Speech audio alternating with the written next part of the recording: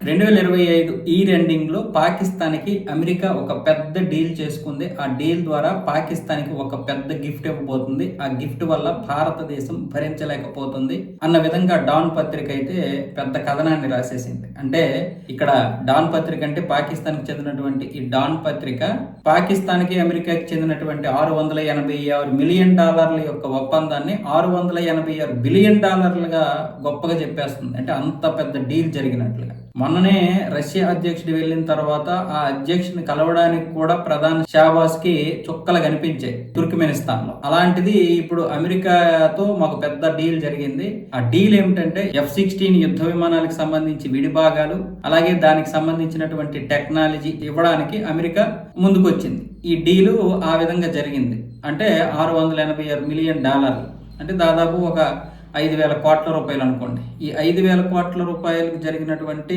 ఒక ఒప్పందం అనమాట ఇది. దీనివల్ల black 52 mid life upgrade F-16 యుద్ధ విమానాల్ని అప్డేట్ చేసుకుంటుంది పాకిస్తాన్. ఈ అప్డేట్ చేయడానికే ఈ $686 మిలియన్ ఒప్పందం జరిగింది.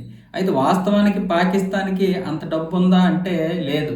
ఈ అమెరికా ఎలాంటి ఒప్పందం చేసుకుందంటే, మేము ఈ యుద్ధ విమానాలని అప్డేట్ చేస్తాము, మాకు కొన్ని ఖనిజాలు ఇవ్వాలి, ఆ భూమి యొక్క అంటే ఖనిజాలు ఉన్నటువంటి ప్రాంతం మీద అధికారాలు అమెరికాకి ఇవ్వాలి. మరి అమెరికాకి ఇవ్వాలంటే చైనాని పక్కన పెట్టాలి. చైనా ఎక్కడైతే గురి పెట్టిందో, అంటే ఇప్పుడు ప్రస్తుతానికైతే బలోచిస్తాన్ లో చైనా కొంత ఒప్పందం చేసుకుంది. పిఓకేలు కూడా కొత్తగా ఒప్పందం చేసుకోబోతుంది. ఈ ఒప్పందం చేసుకున్న ప్రాంతాలు కాకుండా మిగతా ప్రాంతాలు, చైనా కన్నేసినటువంటి ప్రాంతాల మీద ఇప్పుడు అమెరికా కన్నేసింది. ఆ విధంగా మీ అప్డేట్ చేస్తాం, మాకు ఈ భూభాగాలు ఇవ్వండి, మేము వాటిని తవ్వుకొని ఖనిజాలు తీసుకుపోతాం అన్న విధంగా ఈ ఒప్పందం జరగబోతుంది.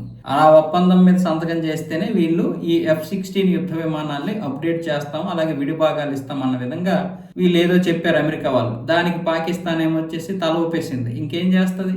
పాకిస్తాన్కి మరొక దారి లేదు. ఎందుకు? ఆపరేషన్ సింధూర్ లో పాకిస్తాన్ యొక్క పరిస్థితి ఏటో ప్రపంచ దేశాలు చూసాయి. ఇప్పుడు అమెరికా లాంటి దేశం మీకు సపోర్ట్ గా ఉందంటే ప్రపంచ దేశాలు భయపడతాయి.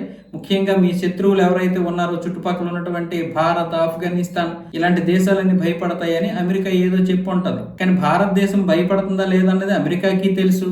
కానీ అలా భయపెట్టి బూచి చూపించే తన యొక్క వ్యాపారాలు చేసుకోవడం అనేది అమెరికాకి మొదటి నుంచి అలవాటు. మన భారతదేశంలో కూడా కాంగ్రెస్ ప్రభుత్వం ఉన్నప్పుడు ఈ విధంగానే డీలింగ్ చేసుకునేది. అయితే ఇప్పుడు నరేంద్ర మోదీ వచ్చి దాన్ని ఎదిరించడమే అమెరికా భరించలేకపోతుంది. నేనేంటో చూపిస్తాను అని చెప్పింది. కానీ ఇప్పుడు అమెరికా సైన్యంలో ఉన్నటువంటి డొల్లతనం గురించి ఒక పెద్ద న్యూసే వచ్చింది.